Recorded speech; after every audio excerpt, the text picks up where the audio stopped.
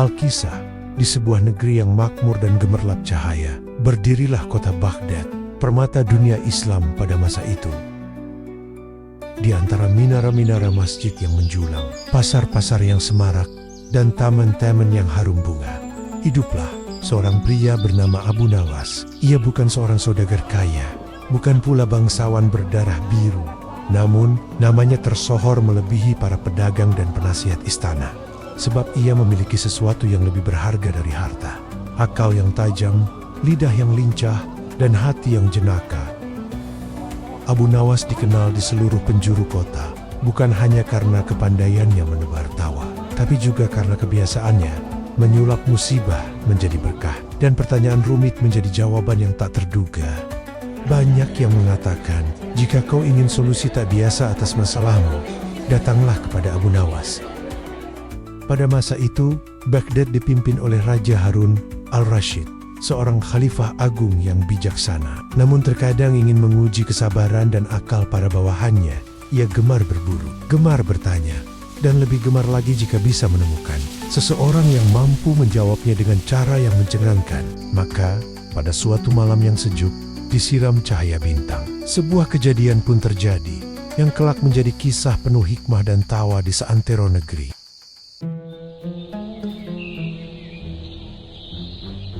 Pada suatu pagi yang cerah, saat mentari baru saja menari di atas pucuk-pucuk kurma, Khalifah Harun al-Rashid bersiap untuk melakukan kegemarannya, berburu ke hutan sebelah barat Baghdad, ditemani para prajurit terlatih dan wazir tuanya yang setia. Rombongan istana pun berangkat dengan semangat membara. Khalifah terlihat gagah menunggang kuda hitamnya, yang ekor dan surainya mengilap bagai sutra malam. Ia memegang tombak emas, lambang keperkasaannya sebagai pemimpin umat. Di sisi lain, sang wazir tua berjubah panjang dan berjanggut putih seperti salju yang turun di puncak Ararat, menunggangi keledai dengan senyum tenang dan tatapan teduh. Tapi anehnya, pagi itu Abu Nawas turut hadir tanpa diundang, tanpa membawa senjata, hanya berbekal sehelai sorban dan sekarung kecil berisi pasir. "Apa yang hendak kau lakukan dengan karung itu, wahai Abu Nawas?" tanya sang wazir, mengerutkan kening. Abu Nawas hanya tersenyum penuh rahasia. "Hamba ingin menabur keberuntungan, wahai Tuan Wazir. Siapa tahu Tuhan menitipkan hikmah lewat butiran pasir." Semua tertawa, menganggapnya hanya lelucon belaka.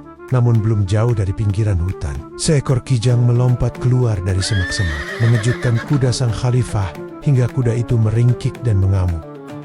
Sang khalifah jatuh dari pelana dan tombaknya terpental, menancap ke tanah. Namun sayang, jari telunjuk kanan beliau tersayat tajam oleh logam.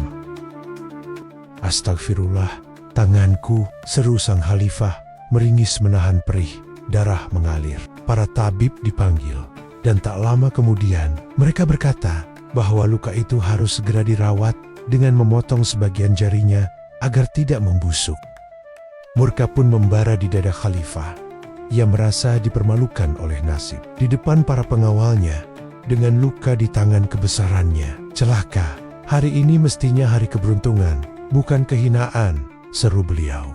Namun, ketika semua membisu, hanya satu suara yang terdengar ringan dan janggal.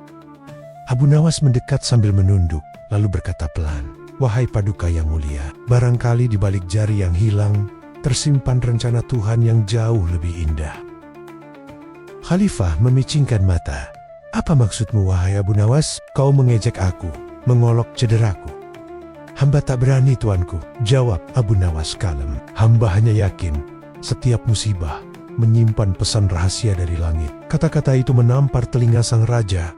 Dalam hati, ia merasa disindir.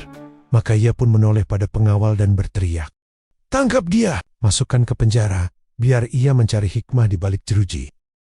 Abu Nawas pun tertawa pelan. Bahkan ketika digiring pergi, sebelum menghilang dari pandangan, ia sempat menoleh dan berkata, "Barangkali ini pun bagian dari rencananya, wahai Paduka. Dan tak ada yang tahu bahwa musibah yang lebih besar justru sedang menunggu di balik belantara."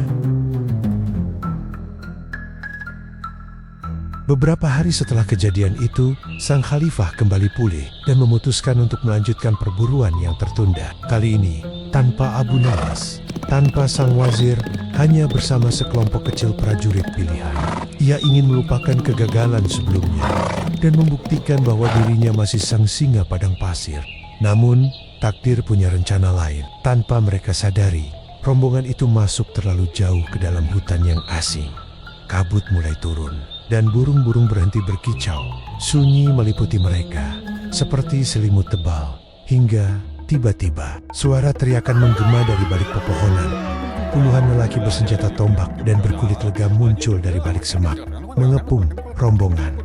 Mereka adalah suku pedalaman yang dikenal kejam, menangkap siapapun yang masuk wilayah mereka untuk dijadikan persembahan kepada dewa hutan. Khalifah Harun al-Rashid dan seluruh pasukannya ditawan, tangan mereka diikat, senjata dirampas. Duka menyelimuti wajah sang pemimpin agung, ditarik ke tengah kampung suku itu. Ia dijatuhi hukuman persembahan. Dalam 3 hari, ia akan dijadikan tumbal dalam upacara bulan purnama. Hari pertama, sang khalifah mencoba berbicara, menawarkan emas, perak, bahkan harta istana. Tapi para kepala suku hanya tertawa, tak mengerti bahasa beliau. Hari kedua, para prajurit mencoba melawan, namun sial-sial. Mereka dikurung dalam kurungan kayu, menunggu ajal. Hari ketiga, menjelang senja, saat para tetua menyiapkan ritual, tubuh sang khalifah dibawa ke altar kayu. Tapi ketika mereka hendak mengikat tangan dan kakinya, salah satu dari tetua suku itu menunjuk jari tangannya yang telah buntung. Seketika, mereka terdiam. Para tetua suku itu punya kepercayaan, persembahan kepada dewa hutan haruslah tubuh yang utuh, tidak boleh cacat, tidak boleh luka. Mereka percaya mempersembahkan tubuh yang rusak bisa mendatangkan murka dari roh-roh leluhur. Maka sang khalifah pun dilepaskan. Dengan rasa takjub dan tubuh gemetar, beliau dibebaskan dan bahkan diantar kembali keluar hutan. Tidak ada perlawanan, tidak ada luka, hanya rasa bingung dan bersyukur yang menghantui pikirannya.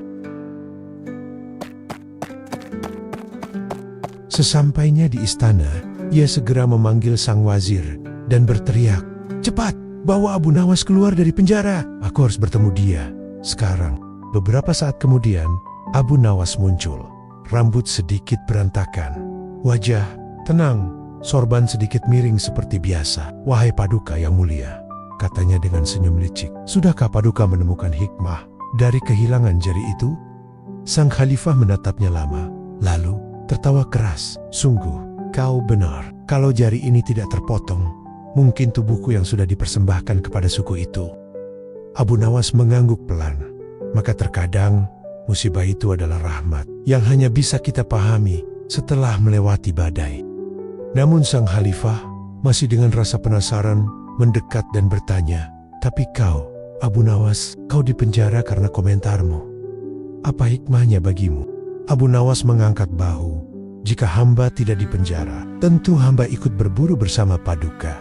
Khalifah mengangguk perlahan. "Dan kalau hamba ikut bersama Paduka, pastilah hamba juga ditangkap oleh suku itu." Khalifah mulai tersenyum, menebak ke arah mana ini akan menuju. Dan karena tubuh hamba masih utuh tanpa luka, mereka berdua pun tertawa bersama. Seketika istana dipenuhi tawa dan kelegaan.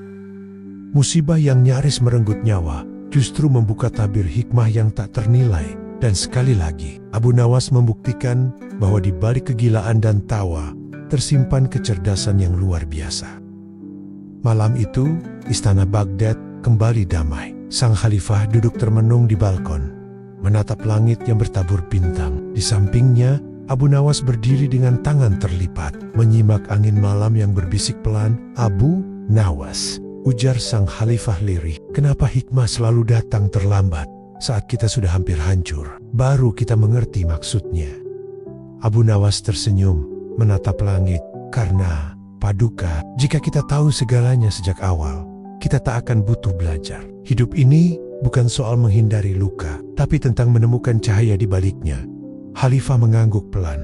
Untuk pertama kalinya dalam hidupnya, ia benar-benar merasa kalah. Namun bukan kalah karena bodoh, tapi karena belajar dari seseorang yang dulu hanya dianggap pelawak, pembuat onar, orang yang sering dimarahi karena kelakuannya yang konyol. Tapi malam itu, Abu Nawas bukan lagi sekadar pelawak istana. Ia adalah cermin yang memantulkan hikmah dari musibah dan menunjukkan bahwa kecerdasan sejati adalah yang dibalut kerendahan hati. Keesokan harinya, sang khalifah membuat keputusan mengejutkan. Ia mengangkat Abu Nawas sebagai penasehat khusus istana untuk urusan akal sehat. Karena, katanya di depan para menteri, kita sudah punya terlalu banyak ahli perang dan politik, tapi hanya satu orang yang bisa menyelamatkanku dari kebodohanku sendiri. Abu Nawas, dengan senyum lebar dan sorban setengah jatuh, membungkuk, "Terima kasih, Paduka, tapi tolong, jangan suruh hamba berburu lagi." Kaki hamba masih trauma dikejar kijang. Tawa meledak di ruangan itu. Para wazir, prajurit, dan bahkan dayang-dayang tak bisa menahan geli. Dan sejak hari itu, kisah satu jari yang menyelamatkan hidup menjadi legenda yang sering diceritakan di gang-gang Baghdad, di kedai teh, dan di antara para pengembara di padang pasir. Kisah ini mengajarkan kita bahwa tidak semua yang tampak buruk adalah keburukan. Kadang, kehilangan satu jari menyelamatkan satu nyawa. Kadang masuk penjara justru melindungi dari bencana yang lebih besar, dan kadang orang yang kita anggap remeh justru membawa cahaya saat kita tersesat. Abu Nawas, si jenaka dari Baghdad, sekali lagi membuktikan bahwa tawa dan hikmah bisa berjalan berdampingan. Wallahu alam bisyawab.